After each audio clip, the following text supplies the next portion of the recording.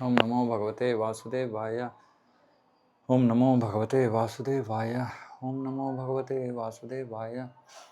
नारायणं नमस्कृत्य नरं चैव नरोत्तमं देवीं सरस्वतीं व्यासं ततो जयमुदीरयेत् नष्टप्रायेषु भद्रेषु नित्यं भागवत सेवया भगवती उत्तमश्लोके भक्तिर्भवति नैष्टिकी। ओम अज्ञानतिमिरान्धस्य ज्ञानाञ्जनशलाकया चक्षुरुन्मीलितं येन तस्मै श्रीगुरवे नमः। नमो विष्णुपादाय कृष्णप्रेष्ठाय भूतले श्रीमते भक्तिवेदान्तस्वामिनिति नामिने। नमस्ते सारस्वते देवे गौरवाणी प्रचारिणे निर्विशेष शून्यवादी पाश्चात्य देशतारिणे। जय श्री कृष्ण चैतन्य प्रभु नित्यानंद श्री अद्वैत गदाधर शिवासादि गौर भक्तवृंद। हरे कृष्ण कृष्ण कृष्ण हरे हरे, हरे राम राम राम हरे हरे।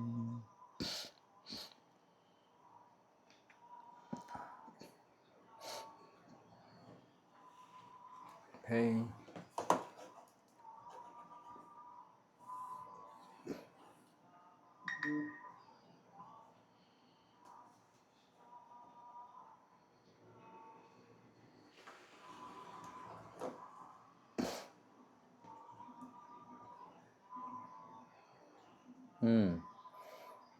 ಸೊ ನಿನ್ನೆ ಯಶೋಧ ಮಾತೆ ಬಗ್ಗೆ ಚರ್ಚೆ ಮಾಡಿದ್ವಿ. ಓಕೆ, 32 ಶ್ಲೋಕ 32. ಕೇಚಿದಾಹುರ್ ಅಜಂ ಜಾತಂ ಪುಣ್ಯಶ್ಲೋಕಸ್ಯ ಕೀರ್ತಯೇ ಯದೋ ಪ್ರಿಯ ಸ್ಯಾನ್ವವಾಯೇ ಮಲಯಸ್ಯೇವ ಚಂದನಂ. ಕೆಲವರು ಹೇಳ್ತಾರೆ ಜನ್ಮರಹಿತನಾದ ಅವನು ಪುಣ್ಯ ಶ್ಲೋಕಸ್ಯ ಅಂದರೆ ಪುಣ್ಯ ರಾಜರುಗಳ ವೈಭವಕ್ಕಾಗಿ ಜನ್ಮ ಪಡ್ಕೊಂಡ. ಅಂದರೆ ಕೃಷ್ಣ ಯಾಕೆ ಪ್ರಕಟ ಆಗ್ತಾನೆ ಅನ್ನೋದಕ್ಕೆ ಬೇರೆ ಬೇರೆಯವರು ಏನು ಹೇಳ್ತಾ ಇದ್ದಾರೆ ಅಂತ ಕುಂತಿಮಾರಣ್ಯ ಹೇಳ್ತಾ ಇದ್ದಾರೆ. ಕೆಲವರು ಹೇಳ್ತಾರೆ ಜನ್ಮ ಇಲ್ಲದವನಿಗೆ ಜನ್ಮ ಆಗುತ್ತೆ, ಯಾತಕ್ಕೋಸ್ಕರ ಅವನು ಜನ್ಮ ತಗೋತಾನೆ, ಪುಣ್ಯ ರಾಜರ ವೈಭವೀಕರಿಸೋಕ್ಕೋಸ್ಕರ, ಅಂದರೆ ಅವರ ವೈಭವವನ್ನು ಹೆಚ್ಚಿಸೋಕ್ಕೋಸ್ಕರ. ಇನ್ನೂ ಕೆಲವರು ಹೇಳ್ತಾರೆ ರಾಜ ಯದು ಅವನನ್ನು ಪ್ರಸನ್ನ ಪಡಿಸೋದಕ್ಕೋಸ್ಕರ. ಯಾಕಂದರೆ ಯದು ಕೃಷ್ಣನ ಬಹಳ ಪ್ರಿಯ ಭಕ್ತರಲ್ಲಿ ಒಬ್ಬರು. ಮತ್ತು ಅವರ ಕುಟುಂಬದಲ್ಲಿ ಅಂದರೆ ಯದು ವಂಶದಲ್ಲಿ ಹೇಗೆ ಚಂದನ ಮಲಯ ಪರ್ವತಗಳಲ್ಲಿ ಕಾಣಿಸ್ಕೊಳ್ಳುತ್ತೋ ಅದೇ ರೀತಿ ನೀನು ಯದು ವಂಶದಲ್ಲಿ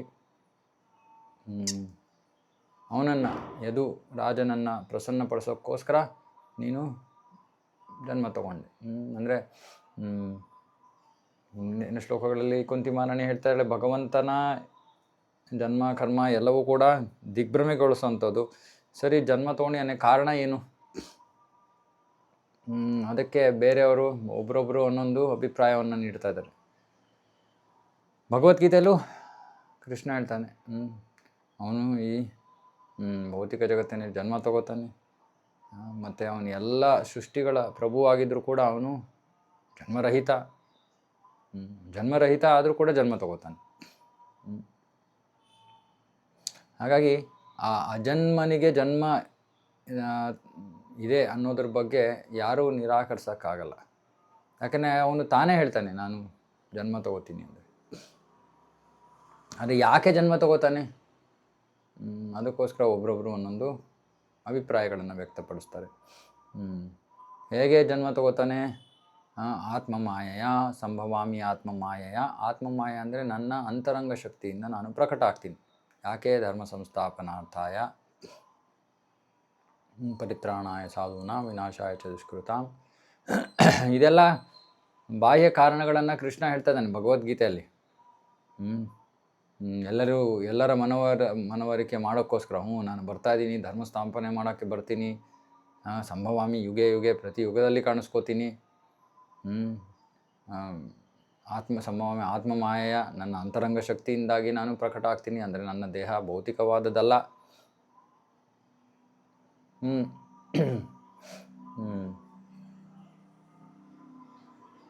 ಆದರೂ ಕೂಡ ಇಲ್ಲಿ ಹೇಳ್ತಾ ಇದ್ದಾರೆ ಪುಣ್ಯ ರಾಜರುಗಳ ಅವರನ್ನು ವೈಭವೀಕರಿಸೋಕ್ಕೋಸ್ಕರ ಅಥವಾ ಯದು ರಾಜನನ್ನು ಪ್ರಸನ್ನ ಪಡಿಸೋಕ್ಕೋಸ್ಕರ ಕೃಷ್ಣ ಅವತರಿಸ್ತಾನೆ. ಆದರೆ ಇದು ಯಾವುದೂ ಕಾರಣ ಅಲ್ಲ. ಇಲ್ಲಿ ಪ್ರಭುಪಾದರು ಇನ್ನೂ ಹೇಳ್ತಾ ಇದ್ದಾರೆ, ಯುಧಿಷ್ಠಿರ ಮಹಾರಾಜನಿಗೆ ಅವನ ಗೌರವವನ್ನು ಹೆಚ್ಚಿಸೋಕ್ಕೋಸ್ಕರ ಪ್ರಕಟ ಆದ, ಅಥವಾ ಪಾಂಡವರ ರಾಜ್ಯವನ್ನು ಸ್ಥಾಪನೆ ಮಾಡೋಕ್ಕೋಸ್ಕರ ಅವನು ಪ್ರಕಟ ಆದ. ಯಾಕಂದರೆ ಒಬ್ಬ ಪುಣ್ಯ ರಾಜ ಆಳ್ವಿಕೆಯನ್ನು ಮಾಡ್ತಾಯಿದ್ರೆ ಜನರು ಸಹಜವಾಗಿಯೇ ಆನಂದದಲ್ಲಿ ಇರ್ತಾರೆ. ಮತ್ತು ಅವನು ಪಾಪಿಯಾಗಿದ್ದರೆ ಜನರು ದುಃಖದಲ್ಲಿರ್ತಾರೆ. ಕಲಿಯುಗದಲ್ಲಿ ಹೆಚ್ಚಿನ ರಾಜರು ಅಥವಾ ಆಡಳಿತಗಾರರು ಪಾಪಿಗಳು. ಹಾಗಾಗಿ ಪ್ರಜೆಗಳು ಎಲ್ಲರೂ ಸತತವಾಗಿ ದುಃಖದಲ್ಲಿರ್ತಾರೆ, ಕಷ್ಟದಲ್ಲಿರ್ತಾರೆ. ಮತ್ತು ಈ ಪ್ರಜಾಪ್ರಭುತ್ವದಲ್ಲಿ ಈ ಪಾಪಿ ಪ್ರಜೆಗಳು ಪಾಪಿ ನಾಯಕನನ್ನು ಆಯ್ಕೆ ಮಾಡ್ಕೋತಾರೆ. ಹಾಗಾಗಿ ಎಲ್ಲವೂ ಕೂಡ ದುಃಖವೇ, ಕಷ್ಟವೇ. ಮತ್ತು ಅವರು ಯಾರನ್ನೂ ಕೂಡ ದೂಷಿಸೋಕ್ಕಾಗಲ್ಲ. ನಿಮ್ಮಿಂದ ಹಿಂಗಾಯಿತು ಅಂತಿಲ್ಲ, ಅವರೇ ಆಯ್ಕೆ ಮಾಡ್ರು. ಮಹಾರಾಜ ನಲ ಅವನು ಕೂಡ ಒಬ್ಬ ಪುಣ್ಯಜೀವಿ. ಆದರೆ ಅವನಿಗೆ ಕೃಷ್ಣನ ಪುಣ್ಯವಂತ ರಾಜ ಅವನು. ಆದರೂ ಕೂಡ ಅವನಿಗೂ ಕೃಷ್ಣನಿಗೂ ಯಾವ ಸಂಬಂಧ ಇರಲಿಲ್ಲ. ಹಾಗಾಗಿ ಅವನ ಗುಣಗಾನ ಮಾಡ್ತಾ ಇಲ್ಲ. ಇಲ್ಲಿ ಯುಧಿಷ್ಠಿರನ ಗುಣಗಾನ ಮಾಡಲಾಗ್ತಾಯಿದೆ. ಆಮೇಲೆ ಅವನು ಯದುವಂಶದಲ್ಲಿ ಜನ್ಮ ಪಡ್ಕೊಂಡಿದ್ದರಿಂದ ಅವನು ಯಾದವ, ಯದುವೀರ, ಯದುನಂದನ ಇತ್ಯಾದಿ ಹೆಸರುಗಳನ್ನು ಪಡೆದಿದ್ದಾನೆ. ಅರೆ ಯಾವುದು ಕೂಡ ಅವನಿಗೆ ಯಾವ ಹಂಗೂ ಇಲ್ಲ. ಈ ಒತ್ತಾಯಪೂರ್ವಕವಾಗಿ ಅವನೆಲ್ಲೂ ಬರಬೇಕಾಗಿಲ್ಲ, ಏನೂ ಮಾಡಬೇಕಾಗಿಲ್ಲ. ಅದಕ್ಕೆ ಇಲ್ಲಿ ಚಂದನ ಮಲಯ ಪರ್ವತದಲ್ಲಿ ಕಾಣಿಸ್ಕೊಳ್ಳೋದಕ್ಕೆ ಹೇಳ್ತಾ ಇದ್ದಾರೆ. ಮರಗಳು ಎಲ್ಲಿ ಬೇಕಾದ್ರೂ ಬೆಳಿಬೋದು, ಆದರೂ ಕೂಡ ಚಂದನ ವೃಕ್ಷಗಳು ಅಲ್ಲಿ ಮಲಯ ಪರ್ವತದ ಒಂದು ಭಾಗದಲ್ಲಿ ಹೆಚ್ಚಾಗಿ ಕಂಡುಬರೋದ್ರಿಂದ ಮಲಯ ಪರ್ವತ ಮತ್ತು ಚಂದನ ಇದೆರಡು ಒಂದಕ್ಕೊಂದಕ್ಕೆ ಒಂದು ಸಂಬಂಧವನ್ನು ಹೊಂದಿದೆ. ಹಾಗಾಗಿ ಭಗವಂತ ಹೇಗೆ ಸೂರ್ಯ ಹುಟ್ಟೋದಿಲ್ಲ. ಅರೆ ನಮ್ಮ ಕಲ್ಪನೆಗೆ ನಂಗೆ ಅನಿಸುತ್ತೆ ಸೂರ್ಯ ಹುಟ್ತಾ ಇದ್ದಾನೆ ಅಂತ. ಆದರೆ ಸೂರ್ಯ ಹುಟ್ಟೋದಿಲ್ಲ. ಅದೇ ರೀತಿ ಭಗವಂತನೂ ಹುಟ್ಟೋದಿಲ್ಲ, ಆದರೂ ಕೂಡ ಅವನು ಕಾಣಿಸ್ಕೋತಾನೆ. ಅವನು ಯಾರ ಮಗನೂ ಇಲ್ಲ, ಆದರೂ ಕೂಡ ಅವನು ಒಬ್ಬರ ಮಗನಾಗಿ ಕಾಣಿಸ್ಕೋತಾನೆ. ಇವಾಗ ಕೃಷ್ಣನ ವಿಶೇಷವಾದ ಜನ್ಮದ ಬಗ್ಗೆ ಒಂದು ಸ್ವಲ್ಪ ವಿಷಯಗಳು. ಯಾಕಂದರೆ ಇಲ್ಲಿ ಈ ಶ್ಲೋಕಗಳಲ್ಲಿ ಕುಂತಿ ಮಹಾರಾಣಿ ನೇರವಾಗಿ ಕೃಷ್ಣನನ್ನು ಸಂಬೋಧಿಸ್ತಾ ಇದ್ದಾಳೆ. ಹಾಗಾಗಿ ಕೃಷ್ಣನ ಕುರಿತಾದ ವಿಷಯ ಅಥವಾ ರಹಸ್ಯಗಳನ್ನು ಕೂಡ ನಾವು ತಿಳ್ಕೋಬೇಕು. ಸಾಮಾನ್ಯವಾಗಿ ಭಗವದ್ಗೀತೆಯಲ್ಲಿ ಕೃಷ್ಣ ಹೇಳ್ತಾನೆ, ಪರಿತ್ರಾಣಾಯ ಸಾಧುನಾ ವಿನಾಶಾಯ ಚ ದುಷ್ಕೃತಾಂ ಧರ್ಮ ಸಂಸ್ಥಾಪನಾರ್ಥಾಯ ಸಂಭವಾಮಿ ಯುಗೆ ಯುಗೆ. ಪ್ರತಿಯೊಂದು ಯುಗದಲ್ಲೂ ನಾನು ಧರ್ಮ ಸಂಸ್ಥಾಪನೆ ಮಾಡೋಕ್ಕೋಸ್ಕರ ನಾನು ಪ್ರಕಟ ಆಗ್ತೀನಿ. ಆದರೆ ಅದು ಬಾಹ್ಯ ಕಾರಣ. ಅಂತರಂಗ ಕಾರಣ ಬಹಳ ವಿಶೇಷವಾದದ್ದು.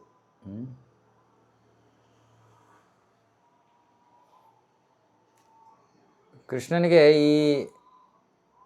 ನಾವು ಮುಂಚೆನೂ ಇದರ ಬಗ್ಗೆ ಚರ್ಚೆ ಮಾಡಿರ್ಬೋದು.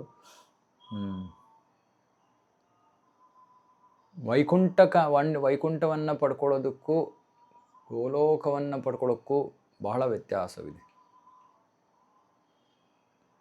ವೈಕುಂಠವನ್ನು ಯಾವ ಜೀವಿ ವೈಧಿ ಭಕ್ತಿಯನ್ನು ಮಾಡ್ತಾನೋ ಅವನು ವೈಕುಂಠವನ್ನು ಪಡ್ಕೋತಾನೆ. ಅರೆ ವೈಧಿ ಭಕ್ತಿಯನ್ನು ಮಾಡೋಂತಹ ಭಕ್ತ, ಕೃಷ್ಣನ ಭಕ್ತ, ಕೃಷ್ಣ ಲೋಕಕ್ಕೆ ಹೋಗೋಕ್ಕಾಗಲ್ಲ.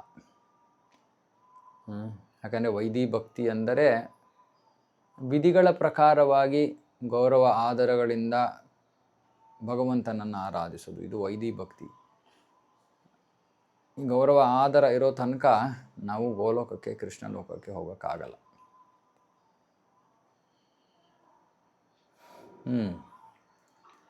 ಸೊ ಕೃಷ್ಣ ಲೋಕಕ್ಕೆ ಹೋಗಬೇಕಂದ್ರೆ ನಮಗೆ ಒಂದು ವಿಶೇಷವಾದ ಪ್ರಕ್ರಿಯೆ ಇದೆ. ಆ ಪ್ರಕ್ರಿಯೆ ವೈಧಿ ಭಕ್ತಿಯನ್ನು ಬಹಳ ತೀವ್ರತೆಯಿಂದ ನಾವು ಅಭ್ಯಾಸ ಮಾಡಿದ ಬಳಿಕ ನಾವು ಈ ಒಂದು ವಿಶೇಷವಾದ ಪ್ರಕ್ರಿಯೆಗೆ ಬರ್ತೀವಿ. ವಿಶೇಷವಾದ ಪ್ರಕ್ರಿಯೆಯ ಹೆಸರು ರಾಗಾನುಗ ಭಕ್ತಿ ಅಂತ. ಇವಾಗ ಈ ರಾಗಾನುಗ ಭಕ್ತಿ ಏನು ಅಂದರೆ, ಕೃಷ್ಣನ ವ್ರಜವಾಸಿ ಭಕ್ತರನ್ನು ರಾಗಾತ್ಮಿಕ ಭಕ್ತರು ಅಂತ ಕರೀತಾರೆ. ಆ ರಾಗಾತ್ಮಿಕ ಭಕ್ತರ ಹೆಜ್ಜೆ ಗುರುತುಗಳಲ್ಲಿ ನಡೀತಾ ಇರುವಂತಹ ಭಕ್ತನನ್ನು ರಾಗಾನುಗ ಭಕ್ತ ಅಂತ ಕರೀತಾರೆ. ಒಬ್ಬ ಭಕ್ತ ರಾಗಾನುಗ ಭಕ್ತಿಯನ್ನು ಮಾಡಿದಾಗ ಅವನು ಗೋಲೋಕಕ್ಕೆ ಪ್ರವೇಶ ಪಡ್ಕೊಳ್ಳೋಕ್ಕೆ ಯೋಗ್ಯತೆಯನ್ನು ಪಡ್ಕೋತಾನೆ. ಹಾಗಾಗಿ ರಾಗಾನುಗ ಭಕ್ತಿಯನ್ನು ಮಾಡಬೇಕು ಅಂದರೆ ನಾವು ರಾಗಾತ್ಮಿಕ ಭಕ್ತರ ಹೆಜ್ಜೆ ಗುರುತುಗಳಲ್ಲಿ ಹೋಗಬೇಕು. ಅರೆ ಆ ರಾಗಾತ್ಮಿಕ ಭಕ್ತರು ಯಾರು? ಕೃಷ್ಣನ ವ್ರಜ ಭಕ್ತರು. ಈ ವ್ರಜ ಭಕ್ತರ ಬಗ್ಗೆ ನಾವು ತಿಳ್ಕೋಬೇಕು. ಅವರು ಕೃಷ್ಣನಿಗೆ ಹೇಗೆ ಸೇವೆಯನ್ನು ಮಾಡ್ತಾರೆ, ಹೇಗೆ ಆ ಭಕ್ತಿ ವೈದಿ ಭಕ್ತಿಗಿಂತ ಭಿನ್ನವಾದದ್ದು. ಸೊ ಎಲ್ಲ ವಿಶೇಷವಾದ ರಹಸ್ಯಗಳನ್ನು ಬಹಿರಂಗ ಮಾಡೋಕ್ಕೋಸ್ಕರ ಕೃಷ್ಣ ಭೌತಿಕ ಜಗತ್ತಿನಲ್ಲಿ ಪ್ರಕಟ ಆಗೋದು. ಮತ್ತು ಪರಿತ್ರಾಣಾಯ ಸಾಧೂನಾಂ ಅಂತ ಇದ್ದಾನೆ ಕೃಷ್ಣ. ಅದು ಕೃಷ್ಣನ ಕೆಲಸ ಅಲ್ಲ, ಅದು ವಿಷ್ಣುವಿನ ಕೆಲಸ. ಹಾಗಾಗಿ ನಮ್ಮ ಆಚಾರ್ಯರು ಹೇಳ್ತಾರೆ, ವಿಷ್ಣು ಪ್ರಕಟ ಆಗೋ ಸಮಯ, ಕೃಷ್ಣ ಪ್ರಕಟ ಆಗೋ ಸಮಯ ಎರಡೂ ಒಟ್ಟುಗೂಡುತ್ತಂತೆ, ಒಂದೇ ಸಮಯಕ್ಕೆ ಬರುತ್ತೆ. ಆವಾಗ ವಿಷ್ಣು ಕೃಷ್ಣನ ಶರೀರವನ್ನು ಪ್ರವೇಶ ಮಾಡ್ತಾನೆ. ಅಂದರೆ ವಿಷ್ಣು ಯಾವಾಗಲೂ ಕೃಷ್ಣನ ಜೊತೆ, ಎಲ್ಲ ಅವತಾರಗಳು ಕೃಷ್ಣನಲ್ಲೇ ಇವೆ, ಎಲ್ಲವೂ ಅವನಿಂದಲೇ ಹೊರಬರೋದು. ಆದರೆ ವಿಶೇಷವಾಗಿ ಈ ಒಂದು ಕಾರ್ಯಕ್ಕೆ ಹಾಗೆ ಹೇಳ್ತಾರೆ, ವಿಷ್ಣು ಕೂಡ ಕೃಷ್ಣನ ಜೊತೆ ಪ್ರಕಟ ಆಗ್ತಾನೆ. ಮತ್ತು ಪರಿತ್ರಾಣಾಯ ಸಾಧೂನಾಂ, ಧರ್ಮ ಸಂಸ್ಥಾಪನೆಯ ಕಾರ್ಯವನ್ನು ವಿಷ್ಣು ನಡೆಸ್ತಾನೆ, ಕೃಷ್ಣ ಮಾಡಲ್ಲ. ಉದಾಹರಣೆಗೆ ಎಲ್ಲ ಅಸುರರನ್ನು ಕೊಲ್ಲೋದು, ಮಥುರೆ ದ್ವಾರಕೆಯಲ್ಲಿ ಏನೇನು ಕೆಲಸಗಳನ್ನು ಮಾಡ್ತಾನೋ ಅದು ಅವು ಯಾವುವು ಕೃಷ್ಣನ ಕೆಲಸ ಅಲ್ಲ. ಸೊ ಅವು ವಾಸುದೇವ ಕೃಷ್ಣ ಮಾಡ್ತಾನೆ, ಅವನು ಕೃಷ್ಣನ ಅಂಶ, ಅಂಶದ ಅಂಶ, ಅಂದರೆ ಬಲರಾಮನ ಅಂಶ. ಸೊ ಹಾಗಾಗಿ ಕಲಾ ಅಂತ ಕರೀತಾರೆ. ಅರೆ ಕೃಷ್ಣ ಸ್ವಯಂ ಕೃಷ್ಣ ಇದನ್ನೆಲ್ಲ ಮಾಡಲ್ಲ. ಸ್ವಯಂ ಕೃಷ್ಣ ಯಾವಾಗಲೂ ವೃಂದಾವನಂ ಪರಿತ್ಯಜ್ಯ ಪದಮೇಕಂ ನ ಗಚ್ಚಾಮಿ ಅಂತಾನೆ. ವೃಂದಾವನವನ್ನು ಬಿಟ್ಟು ನಾನು ಒಂದು ಹೆಜ್ಜೆ ಕೂಡ ಹೊರಗಡೆ ಹೋಗಲ್ಲ ಅಂತ. ಹಾಗಾಗಿ ವೃಂದಾವನವೇ ಕೃಷ್ಣನ ಜೀವನ, ಕೃಷ್ಣನ ಪ್ರಾಣ.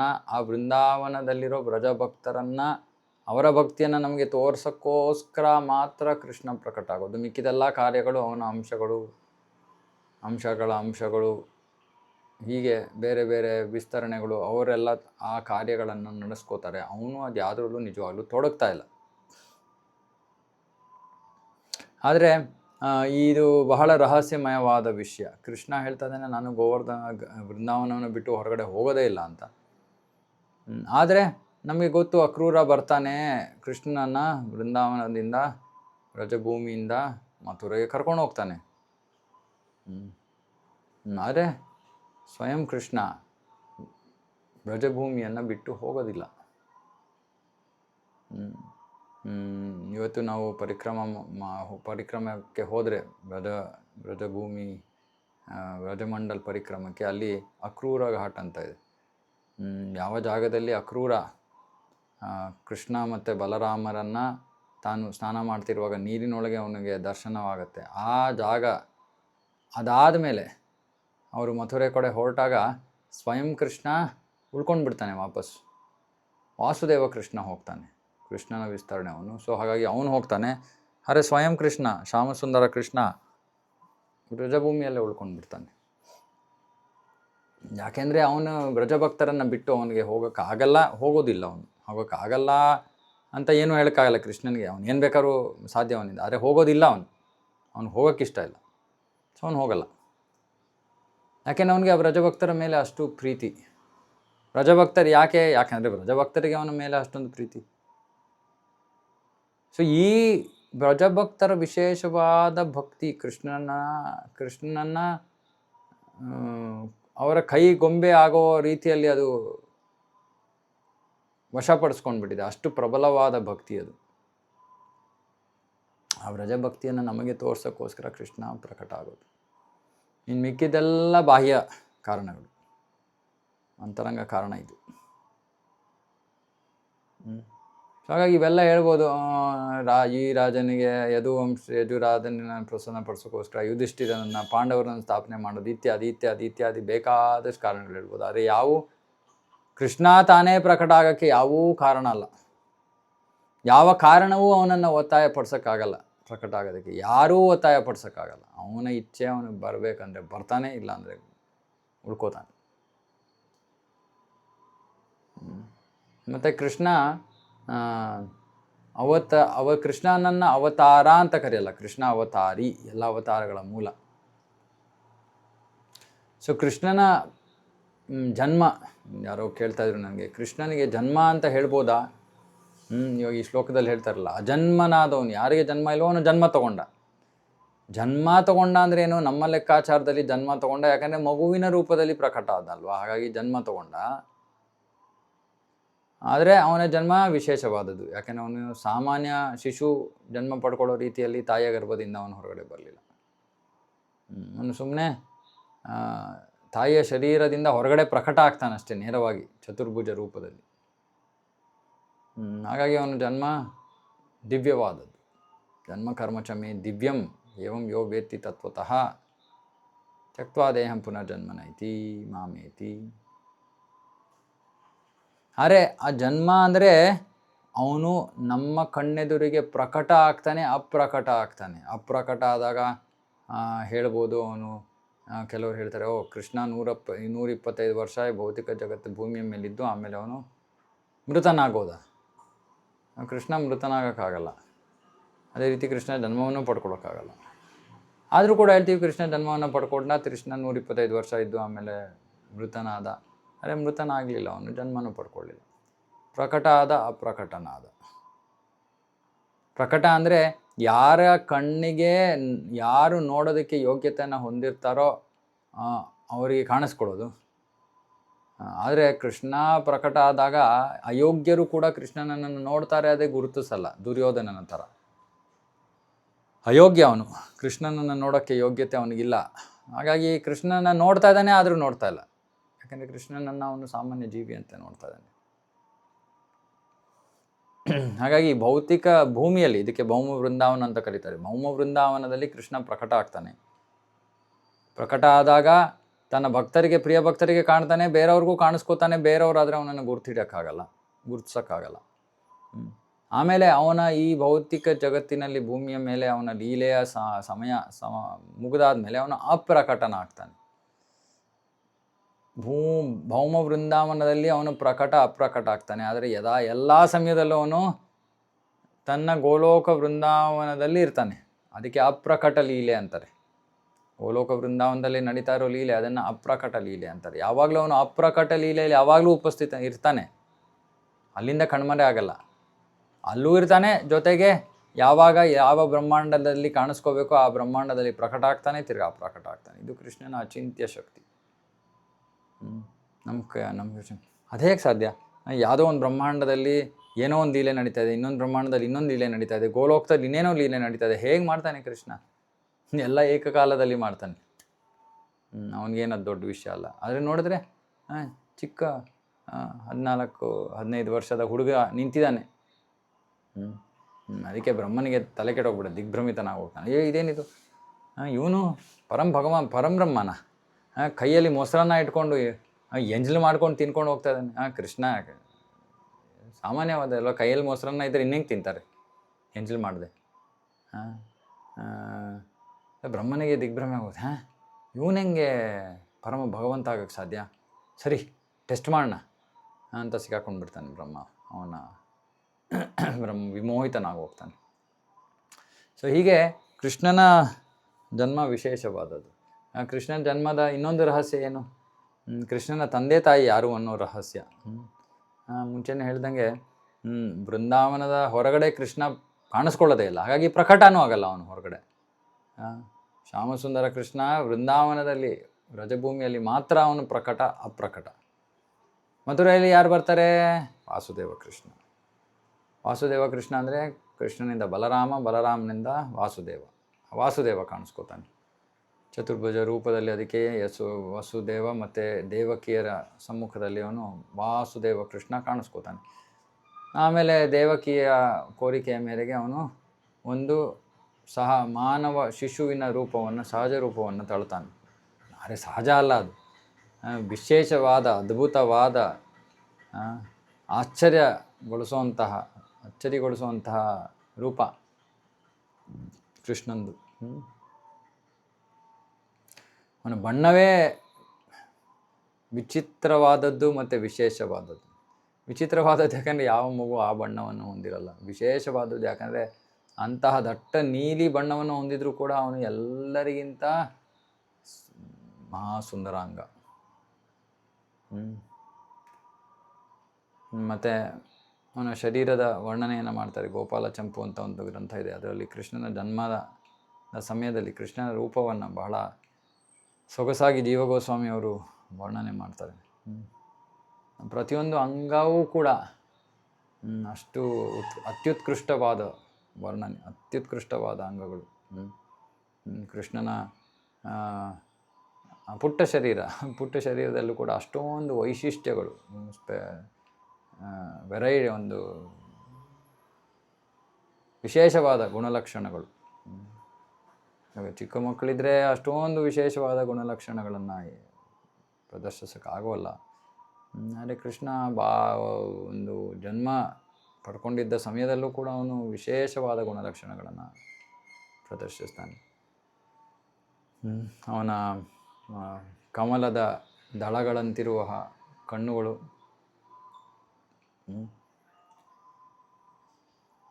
ಕೃಷ್ಣನ ಮುಖವನ್ನು ಪದ್ಮಕ್ಕೆ ಹೋಲಿಸ್ತಾರೆ. ಅದರಲ್ಲಿರೋ ಪ್ರತಿಯೊಂದು ಅಂಗಾಂಗವೂ ಕೂಡ ಅಷ್ಟು ಸುಂದರವಾದದ್ದು.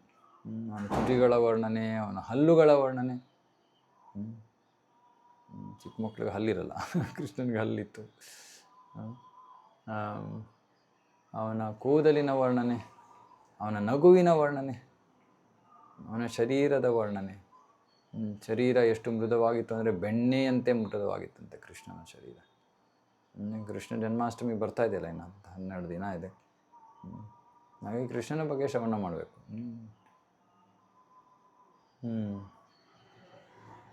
ಅವನ ಪಾದಗಳ ಮೇಲೆ ಅದ್ಭುತವಾದ ಚಿಹ್ನೆಗಳು, ಕೈಗಳ ಮೇಲೆ ಅದ್ಭುತವಾದ ಚಿಹ್ನೆಗಳು.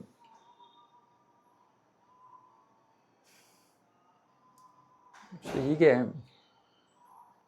ಬಹಳ ಅವನನ್ನು ನೋಡಿದವರು ಗೋಪಾಲ ಚಂಪುವಿನಲ್ಲಿ ವರ್ಣನೆ ಮಾಡ್ತಾರೆ. ಕೃಷ್ಣ ಪ್ರಕಟ ಆದಾಗ ಅವನನ್ನು ನೋಡಿದವರಿಗೆ ಒಂಥರ ತಮ್ಮನ್ನು ತಾವು ಕಳ್ಕೊಂಡು ಬಿಡ್ತಾರೆ. ಏನು ಮಾಡಬೇಕು, ನೆಕ್ಸ್ಟ್ ಏನು ಮಾಡಬೇಕು, ಏನು ಕೆಲಸ ಕಾರ್ಯ ಏನು ಗೊತ್ತಾಗ್ತಾ ಇಲ್ಲ. ಅವ್ರು ಸುಮ್ಮನೆ ದಿಗ್ಭ್ರಾಂತರಾಗಿ ಸುಮ್ಮನೆ ನಿಂತುಬಿಟ್ಟಿದ್ದಾರೆ ಅವನನ್ನು ನೋಡ್ತಾ.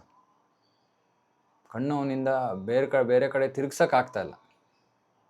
ಅಂತಹ ಸೌಂದರ್ಯ, ಅದ್ಭುತವಾದ ಸೌಂದರ್ಯ. ಅರೆ ಅವನು ಯಶೋಧ ಮತ್ತು ನಂದ ಮಹಾರಾಜರ ಮಗನಾಗಿ ಜನ್ಮ ತಗೊಳ್ತಾನೆ ಬ್ರಜಭೂಮಿಯಲ್ಲಿ. ಅಲ್ಲೂ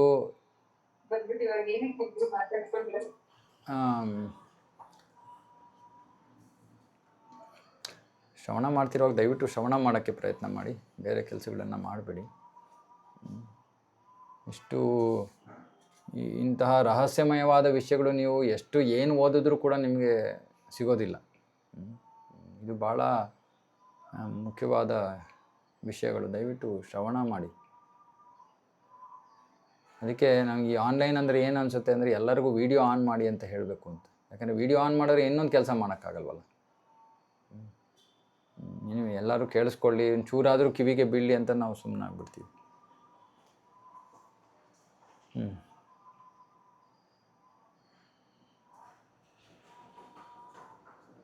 ಯಶೋದೆ ಮತ್ತು ನಂದ ಮಹಾರಾಜರ ಮನೆಯಲ್ಲಿ ಕೃಷ್ಣ ನಿಜವಾಗ್ಲೂ ಜನ್ಮವನ್ನು ತಗೊಳ್ಳೋದು, ಅದು ಅವನ ನಿಜವಾದ ಜನ್ಮ. ಆ ಕಡೆ ವಾಸುದೇವ ಪ್ರಕಟ ಆಗ್ತಾನೆ. ಆಮೇಲೆ ವಾಸುದೇವ ಕೃಷ್ಣನನ್ನು ಅಲ್ಲಿಂದ ಮಥುರೆಯಿಂದ ವೃಂದಾವನಕ್ಕೆ ಕರ್ಕೊಂಡು ಬರ್ತಾನೆ. ಆವಾಗ ವಾಸುದೇವ ಕೃಷ್ಣ ಶ್ಯಾಮಸುಂದರ ಕೃಷ್ಣನ ರೂಪವನ್ನು, ಶರೀರವನ್ನು ಪ್ರವೇಶ ಮಾಡ್ತಾನೆ. ಆವಾಗ ಮತ್ತೆ ಒಬ್ಬನೇ ಕೃಷ್ಣ ಕಾಣಿಸ್ಕೋತಾನೆ. ವಾಸುದೇವ ಅನ್ಕೋತಾನೆ, ನನ್ನ ಕೃಷ್ಣನನ್ನು ನಾನು ಇಲ್ಲಿ ಬಿಟ್ಟಿದ್ದೀನಿ, ಇವಾಗ ಇಲ್ಲಿ ಯಶೋದೆಗೆ ಹುಟ್ಟಿರುವಂತಹ ಹೆಣ್ಮಗುವನ್ನು ನಾನು ಕರ್ಕೊಂಡು ಹೋಗಿ, ಅವ್ನಿಗೆ ಗೊತ್ತಿಲ್ಲ ಹೆಣ್ಮಗು ಅಂತ ಕರ್ಕೊಂಡು ಹೋಗ್ತಾನೆ. ಆಮೇಲೆ ಗೊತ್ತಾಗುತ್ತೆ ಹೆಣ್ಮಗುವನ್ನು ಕರ್ಕೊಂಡು ಹೋಗ್ತಾನೆ. ಆಮೇಲೆ ಇಲ್ಲಿ ಕೃಷ್ಣ ಬ್ರಜಭೂಮಿಯಲ್ಲಿ ನಂದ ಮತ್ತು ಯಶೋದೆಯರ ಮಗನಾಗಿ ಪ್ರಕಟ ಆಗ್ತಾನೆ. ಆಮೇಲೆ ಹಲವಾರು ಅದ್ಭುತ ಲೀಲೆಗಳನ್ನು ನಡೆಸ್ತಾನೆ. ಹಾಗೆ ಇವೆಲ್ಲ ಮಿಕ್ಕಿದ್ದೆಲ್ಲ ಸುಮ್ಮನೆ ಬಾಹ್ಯ ಕಾರಣಗಳು. ಅದಕ್ಕೆ ಕೃಷ್ಣನ ಬೇರೆ ಬೇರೆ ಸಂಪ್ರದಾಯಗಳಿವೆ, ಕೃಷ್ಣನ ಭಕ್ತಿಯನ್ನು ಮಾಡ್ತಾ ಇರೋರು. ಆದರೆ ಎಷ್ಟು ಸಂಪ್ರದಾಯಗಳಿಗೆ ಈ ವೃಂದಾವನದ ರಹಸ್ಯ ಗೊತ್ತು. ಸಾಮಾನ್ಯವಾಗಿ ಎಲ್ಲರೂ ಕೂಡ ದೇವಕಿ ವಸುದೇವನ ಪುತ್ರ ಅಂತ ಹೇಳ್ತಾರೆ ಹೊರತು ಯಾರೂ ಯಶೋಧಾನಂದ ಮಹಾರಾಜನ ಮಗ ಅಂತ ಹೇಳಲ್ಲ. ಸಾಕು ತಂದೆ ತಾಯಿ ಅಂತ ಹೇಳ್ತಾರೆ ಹೊರತು ನಿಜವಾದ ತಂದೆ ತಾಯಿ ಅಂತ ಹೇಳಲ್ಲ. ಆದರೆ ಇರೋ ವಿಷಯನೇ ಇದು. ಅರೆ ಕೃಷ್ಣನ ಎಲ್ಲವೂ ಕೂಡ ಅಚಿಂತ್ಯವಾದದ್ದು. ಕೃಷ್ಣ ಯಾವ ಭಕ್ತರು ಯಾವ ಒಂದು ಭಾವದಲ್ಲಿ ಅವನನ್ನು ನೋಡ್ತಾರೋ ಅದಕ್ಕೆ ಅವನು ಅದನ್ನು ನಿಜ ಮಾಡ್ತಾನೆ. ಅಂದರೆ ಉದಾಹರಣೆಗೆ ಇವಾಗ ಗೋಲೋಕದಲ್ಲಿ ನಮ್ಮ ಪ್ರಕಾರ ಕೃಷ್ಣ ಕೈಶೋರಾವಸ್ಥೆಯಲ್ಲಿದ್ದಾನೆ. ಅಂದರೆ 14-15 ವರ್ಷದ ಹುಡುಗ. ಆದರೆ ಇವಾಗ ಯಾರು ಅವನನ್ನು ವಾತ್ಸಲ್ಯ ಭಾವದಲ್ಲಿ ನೋಡ್ತಾ ಇದ್ದಾರೋ ಅವರಿಗೆ ಈ ಪೌಗಂಡ ಕೈಶೋರ ಲೀಲೆಗಳು ಕಾಣೋದೇ ಇಲ್ಲ. ಅವ್ರಿಗೆ ಅವನು ಯಾವಾಗಲೂ ಚಿಕ್ಕವನಾಗೇ ಇರ್ತಾನೆ, ಬಾಲ್ಯ ಲೀಲೆಯಲ್ಲೇ ಇರ್ತಾನೆ. ಸೊ ಹಾಗಾಗಿ ಆದರೆ ಅದೇ ಸಮಯದಲ್ಲಿ ಪೌಗಂಡ ಲೀಲೆಗಳು ನಡೀತಾ ಇದೆ, ಆಮೇಲೆ ಕೈಶೋರ ನಡೀತಾರೆ. ಅವ್ರಿಗೆ ಗೊತ್ತಾಗಲ್ಲ, ಅವ್ರಿಗೆ ಆಗ್ತಾ ಇಲ್ಲ ಅಂತಲ್ಲ, ಅವ್ರು ಅಷ್ಟೊಂದು ಅದರಲ್ಲೇ ಮುಳುಗೋಗ್ಬಿಟ್ಟಿರ್ತಾರೆ, ಅವ್ರಿಗೆ ಇನ್ನೇನು ಗೊತ್ತಾಗೋದೇ ಇಲ್ಲ. ಅಂದರೆ ಇದೆಲ್ಲ ನಮಗೆ ಭೌತಿಕವಾಗಿ ನಮ್ಮ ಭೌತಿಕ ಬುದ್ಧಿಯನ್ನು ಉಪಯೋಗಿಸಿ ನಾವು ಯೋಚನೆ ಮಾಡಿದ್ರೆ ಹೇಗೆ ಸಾಧ್ಯ ಇದು? ನನ್ನ ಮುಂದೆ ಕೃಷ್ಣ ಇದ್ದಾನೆ, ಕೃಷ್ಣ ಬೆಳೀತಾ ಇದ್ದಾನೆ ಅಂದರೆ ನನಗೆ ಅವ್ನು ಬೆಳೀತಾ ಇರೋದು ಗೊತ್ತಾಗ್ತಾನೆ ಇಲ್ವಾ? ಗೊತ್ತಾಗಲ್ಲ. ಒಂದು ಕೃಷ್ಣನ ಅಚಿಂತ್ಯ ಶಕ್ತಿ, ಲೀಲಾಶಕ್ತಿ ಎಲ್ಲವನ್ನು ನಡೆಸ್ತಾಳೆ.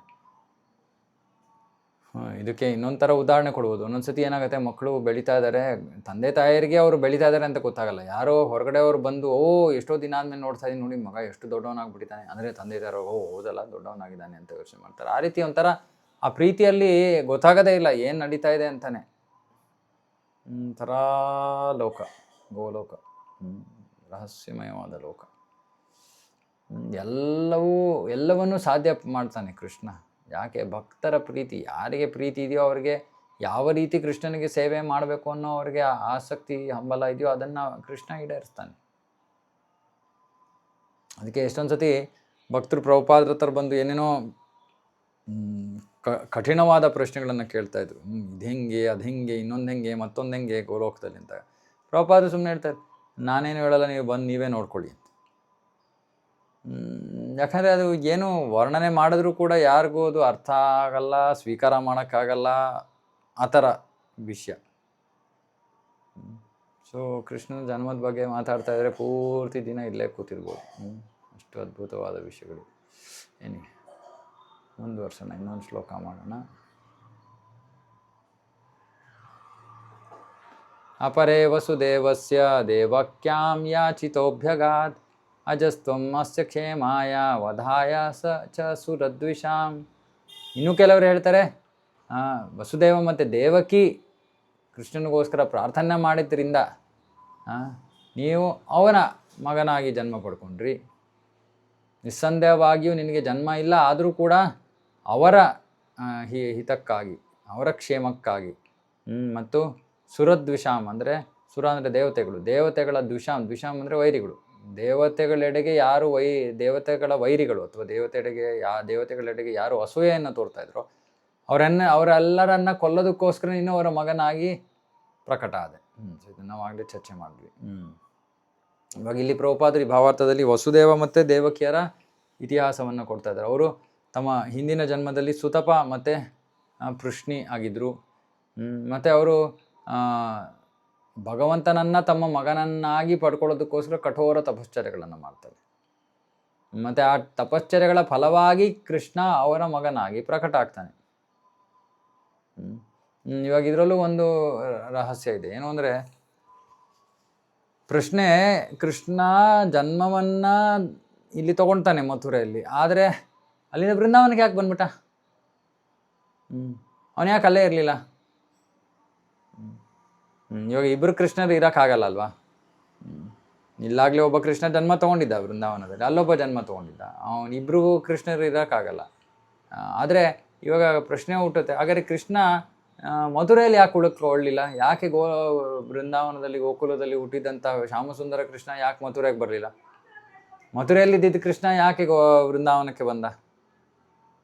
ಯಾಕೆ ಅಂದರೆ ವಸುದೇವ ಮತ್ತು ದೇವಕಿಯರಿಗೆ ಕೃಷ್ಣನ ಮೇಲೆ ಆದರ ಗೌರವದ ಭಕ್ತಿ.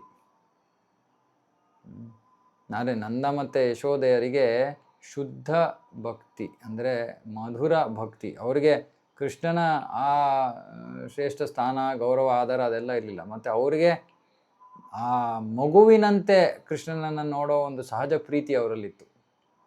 ವಸುದೇವ ದೇವಕಿಯರು ಕೃಷ್ಣನನ್ನು ನೋಡ್ತಾರೆ, ಆಮೇಲೂ ಅಷ್ಟೇ, ನೋಡಿದ್ರು ಕೂಡ ಅವ್ರಿಗೆ ನನ್ನ ಮಗ, ಅದು ದೇವತಮ ಪರಮ ಪುರುಷ ಅನ್ನೋ ರೀತಿಯಲ್ಲೇ ನೋಡ್ತಾ ಇದ್ರು. ಆದರೆ ನಂದ ಯಶೋದ ಯಾವತ್ತೂ ಕೂಡ ಆ ರೀತಿ ನೋಡೋದೇ ಇಲ್ಲ. ನೋಡಿದ್ರು ಕೂಡ ಬಿಡು. ಈ ದಾಮೋದರ ಲೀಲೆ ಆದಮೇಲೆ ಒಂದು ಸತಿ ಒಂದು ಘಟನೆ ಆಗುತ್ತೆ. ದಾಮೋದರ ಲೀಲೆ ಆಯಿತು, ಅಮ್ಮ ಕೃಷ್ಣನ ಕಟಾಕಿದಾಳೆ. ಸರಿ, ಆಮೇಲೆ ಕಟಾಕಾದ್ಮೇಲೆ ಅವಳು ಒಳಗಡೆ ತನ್ನ ಕೆಲಸ ಕಾರ್ಯಗಳನ್ನು ಮಾಡ್ಕೋತಾಳೆ. ಇವಾಗ ಇಲ್ಲಿ ಕೃಷ್ಣ ಎಲ್ಲ ಒಳಾಂಗಣದಲ್ಲೋ ಒಳಾಂಗಣದಲ್ಲಿ ಅವನು ನಾವು ಒಂದು ಇದಕ್ಕೆ ಕಟಾಕಿದ್ದಾಳೆ ಒರಳು ಕಲ್ಲಿಗೆ. ಸರಿ, ಅಷ್ಟೊತ್ತಿಗೆ ಬಲರಾಮ ಬರ್ತಾನೆ. ಬಲರಾಮ ಬಂದು ನೋಡ್ತಾನೆ, ಕೃಷ್ಣನ ಯಾರೋ ಕಟ್ಟಾಕ್ಬಿಟ್ಟಿದ್ದಾರೆ. ಬಲರಾಮ ಅಣ್ಣ ಅಲ್ವಾ,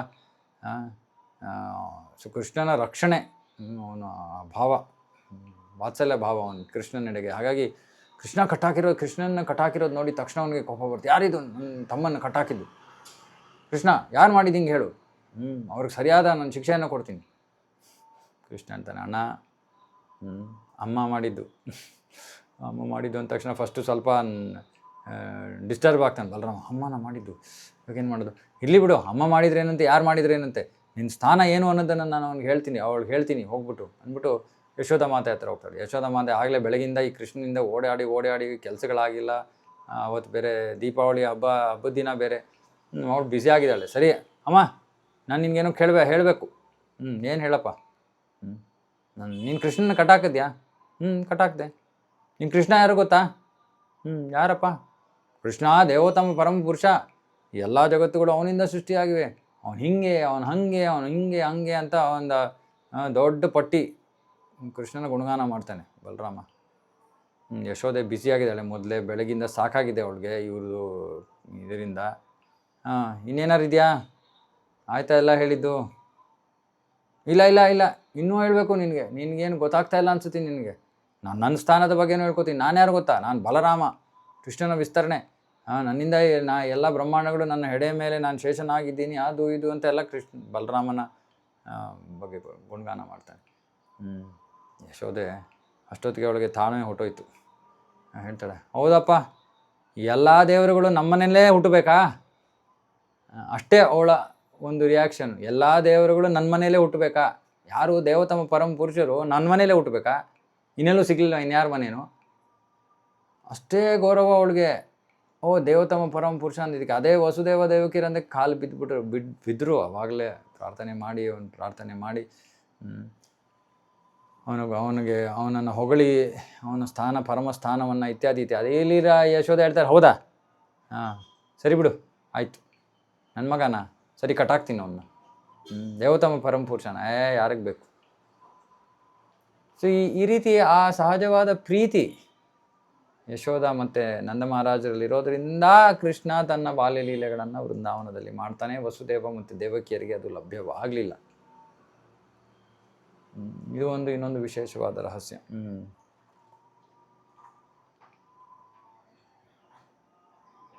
ಶ್ಲೋಕ 34. ಭಾರಾವತಾರಣಾಯಾನ್ಯೇ ಭೋ ನಾವಾಯವೋ ದಧೌ ಸೀದಂತ್ಯಾ ಭೂರಿ ಭಾರೇಣ ಜಾತೋಷ್ಯಾತ್ಮ ಭುವಾರ್ಥಿತಃ. ಇನ್ನೂ ಕೆಲವರು ಹೇಳ್ತಾರೆ, ಸಮುದ್ರದಲ್ಲಿರೋ ಒಂದು ದೋಣಿಯಂತೆ ಭೂಮಿ ಬಹಳ ಭೂಭಾರದಿಂದಾಗಿ ಬಳಲಿದ್ಲು. ಮತ್ತು ಹಾಗಾಗಿ ನಿನ್ನ ಮಗನಾದ ಬ್ರಹ್ಮ ಈ ಎಲ್ಲ ತೊಂದರೆಯನ್ನು ನೀಗಿಸೋದಕ್ಕೋಸ್ಕರ ನಿನ್ನಲ್ಲಿ ಪ್ರಾರ್ಥನೆಯನ್ನು ಮಾಡಿದ ಕಾರಣದಿಂದ ನೀನು ಪ್ರಕಟ ಆದೆ. ಬ್ರಹ್ಮ ಗರ್ಭೋದಕಶಾಹಿ ವಿಷ್ಣುವಿಂದ ಪ್ರಕಟ ಅವನ ನೇರ ಮಗ. ಅವನನ್ನು ನಾರಾಯಣ ಅಂತ ಕರೀತಾರೆ, ಗರ್ಭೋದಕಶಾಹಿ ವಿಷ್ಣುವನ್ನು. ನಾರಾಯಣನ ಮಗ.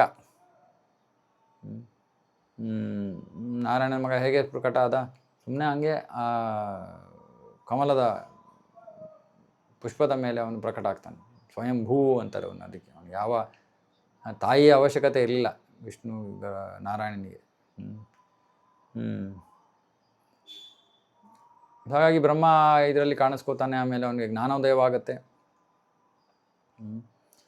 ಆ ಕಮಲದ ಹೂ ನಾರಾಯಣನ ನಾಭಿಯಿಂದ ಬಂದಿದ್ದರಿಂದ ಅವನು ಪದ್ಮನಾಭ.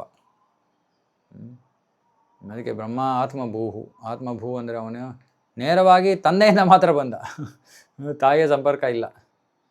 ತಾಯಿ ಇದ್ಲು ಅಲ್ಲಿ ನಾರಾಯಣನ ಪಾದಪದ್ಮಗಳ ಹತ್ರ. ಅವನ ಪಾದಗಳಿಗೆ ಸೇವೆಯನ್ನು ಮಾಡ್ತಾ ಕೂತಿದ್ಲು. ಆದರೆ ಅವಳ ಸಂಪರ್ಕದ ಅವಶ್ಯಕತೆ ಇರಲಿಲ್ಲ ನಾರಾಯಣನಿಗೆ. ಇದು ಭಗವಂತನ ಸರ್ವಶಕ್ತತೆ.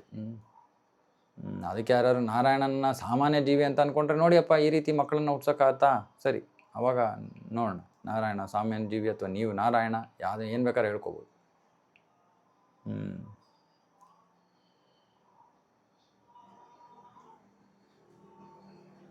ಹಾಗಾಗಿ ಅವನು ಏನು ಬೇಕಾದ್ರೂ ಏನು ಮಾಡೋಕ್ಕೆ ಬೇಕಾದ್ರೂ ಅವನು ಪೂರ್ಣ ಸ್ವತಂತ್ರನು. ಹಾಗಾಗಿ ಅವನು ಬ್ರಹ್ಮನನ್ನು ಲಕ್ಷ್ಮೀದೇವಿಯ ಸಂಪರ್ಕವಿಲ್ಲದೆ ಬ್ರಹ್ಮನಿಗೆ ಜನ್ಮವನ್ನು ಕೊಡ್ತಾನೆ. ಆಮೇಲೆ ಬ್ರಹ್ಮ ಎಲ್ಲ ಸೃಷ್ಟಿಯನ್ನು ಮುಂದುವರಿಸ್ತಾನೆ. ಮತ್ತು ಈ ಭೌತಿಕ ಜಗತ್ತೇ, ಈ ಭೂಮಿ ಒಳಗಡೆ ಅಂದರೆ ಗರ್ಭೋದಕಶಾಹಿ ವಿಷ್ಣು ಆಮೇಲೆ ಪ್ರತಿಯೊಂದು ಅಣುವನ್ನು ಕ್ಷೀರೋದಕಶಾಹಿ ವಿಷ್ಣುವಾಗಿ ಪ್ರವೇಶ ಮಾಡ್ತಾನೆ. ಮತ್ತು ಈ ಬ್ರಹ್ಮಾಂಡದೊಳಗೆ ಬರೋ ಎಲ್ಲ ಅವತಾರಗಳು ಕ್ಷೀರೋದಕಶಾಹಿ ವಿಷ್ಣುವಿಂದ ಬರೋದು. ಆ ಕ್ಷೀರೋದಕಶಾಹಿ ವಿಷ್ಣುವೇ ನಮ್ಮ ಹೃದಯದಲ್ಲಿರೋ ಪರಮಾತ್ಮ. ಮತ್ತು ಈ ಭೌತಿಕ ಜಗತ್ತಿನಲ್ಲಿ ಯಾವಾಗ ಏನಾದ್ರು ತೊಂದರೆಗಳು, ಧರ್ಮ ಸಂಸ್ಥಾಪನಾರ್ಥಾಯ ಪರಿತ್ರಾಣಾಯ ಸಾಧು, ಈ ಎಲ್ಲ ಅವಶ್ಯಕತೆ ಬಂದಾಗ ಅವರು ದೇವತೆಗಳು ಏನು ಮಾಡ್ತಾರೆ? ಸಮಸ್ಯೆ ಬಂದಾಗ ಅವರು ಮೊದಲು ಬ್ರಹ್ಮನ ಹತ್ರ ಹೋಗ್ತಾರೆ. ಬ್ರಹ್ಮನಿಗೆ ಏನು ಪರಿಹಾರ ಸಿಗಲಿಲ್ಲ ಅಂದರೆ ಆಮೇಲೆ ಎಲ್ಲರೂ ಕ್ಷೀರೋದಕಶಾಹಿ ವಿಷ್ಣು ಹತ್ರ ಹೋಗ್ತಾರೆ ಶ್ವೇತ ದ್ವೀಪದಲ್ಲಿ. ಅದೇ ಒಂದು ಸನ್ನಿವೇಶ ಕಂಸನ ಕಾರಣದಿಂದಾಗಿ. ಆಗ ಭೂಮಿ ಬಹಳ ಭೂಭಾರದಿಂದ ಬಳಲ್ತಾಳೆ. ಆಮೇಲೆ ಬ್ರಹ್ಮನ ಹತ್ರ ಹೋಗ್ತಾಳೆ. ಆಮೇಲೆ ಬ್ರಹ್ಮ ಎಲ್ಲ ದೇವತೆಗಳೊಂದಿಗೆ ಆ ಕ್ಷೀರ ಸಾಗರಕ್ಕೆ ಹೋಗಿ ಅಲ್ಲಿ ತಟದಲ್ಲಿ ಶ್ವೇತ ದ್ವೀಪದ ತಟದಲ್ಲಿ ಕ್ಷೀರೋದಕಶಾಹಿ ವಿಷ್ಣುವಿಗಾಗಿ ಪ್ರಾರ್ಥನೆಗಳನ್ನು ಅರ್ಪಿಸ್ತಾರೆ. ಆಗ ಕ್ಷೀರೋದಕಶಾಹಿ ವಿಷ್ಣು ಬ್ರಹ್ಮನಿಗೆ ಮುಂದಿನ ಕಾರ್ಯಕ್ರಮ ಏನು ಅನ್ನೋದನ್ನು ಹೃದಯದ ಒಳಗಿನಿಂದ ಬಹಿರಂಗ ಮಾಡ್ತಾನೆ. ಆಮೇಲೆ ಬ್ರಹ್ಮ ಅದನ್ನು ದೇವತೆಗಳಿಗೆ ಹೇಳ್ತಾನೆ. ಕೃಷ್ಣ ಭಗವಂತ ಬರ್ತಾನೆ, ಈ ಭೂಭಾರವನ್ನು ಅವನೇ ನಿವಾರಿಸ್ತಾನೆ. ಆದರೆ ನೀವೆಲ್ಲರೂ ಮುಂಚೆನೇ ಭೂಮಿಗೆ ಹೋಗಿ ಪ್ರಕಟ ಆಗಬೇಕು. ನಿಮ್ಮ ಪತ್ನಿಯರನ್ನು ಕರ್ಕೊಂಡು ಹೋಗಿ ಮತ್ತು ನಿಮಗೆ ಅಲ್ಲಿ ಮಾಡೋದಕ್ಕೆ ಕಾರ್ಯಗಳಿವೆ ಅಂತ ಆ ವಿಷಯವನ್ನು ಪ್ರಸಾರ ಮಾಡ್ತಾನೆ ಬ್ರಹ್ಮ. ಸೊ ಹೀಗೆ ಭೂಭಾರವನ್ನು ಇಳಿಸೋದಕ್ಕೋಸ್ಕರ ಬ್ರಹ್ಮನ ಪ್ರಾರ್ಥನೆಯಿಂದಾಗಿ ನೀನು ಪ್ರಕಟ ಆದೆ ಅನ್ನೋ ಇನ್ನೊಂದು ಕಾರಣ. ಸೊ ಹೀಗೆ ಕೃಷ್ಣ ಪ್ರಕಟ ಆಗೋಕ್ಕೆ ಬೇರೆ ಬೇರೆ ಕಾರಣಗಳ ವರ್ಣನೆ ಇಲ್ಲಿ ನಡೆದಿದೆ. ಇವತ್ತು ಇಲ್ಲಿಗೆ ಮುಕ್ತಾಯ ಮಾಡೋಣ. ಮುಂದಿನ ವಿಷಯಗಳನ್ನು ಮುಂದಿನ ವಾರ ಮುಂದುವರ್ಸೋಣ. ಶ್ರೀಮದ್ ಭಾಗವತಂ ಕಿ ಜಯ, ಜಗದ್ಗುರು ಶ್ರೀಲ ಪ್ರಭುಪಾದ್ ಕಿ ಜಯ. ಹರೇ ಕೃಷ್ಣ.